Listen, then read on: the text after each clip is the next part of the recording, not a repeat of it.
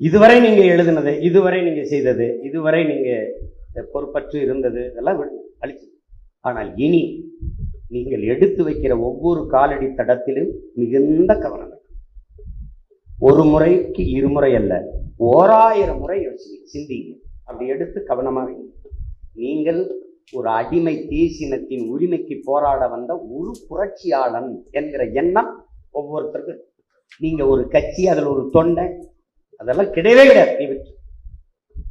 அதெல்லாம் கிடையாது. கட்சியில் இவர் முன்னாடி இருந்திருக்கிறார், பின்னாடி இருந்தவர் சுட்டாலும் துப்பாக்கி சுடும். இன்னைக்கு சேர்ந்தவர் சுட்டாலும் சுடும். 60 வருஷமா இருக்கிறவர் சுட்டாலும் சுடும். அதனால இவர் சின்ன வீரர் பெரிய வீரர்லாம் இல்லை. எவன் ஈடுபாட்டோடு சண்டை செய்யறானோ அவன் தாங்க. அதுதான் முக்கியம். இதனால என் அன்பிற்குரியவர்கள், அருமை உடன் பிறந்தார்கள், உங்கள் எழுத்தும் பேச்சும் மிகுந்த கவனத்துக்குரிய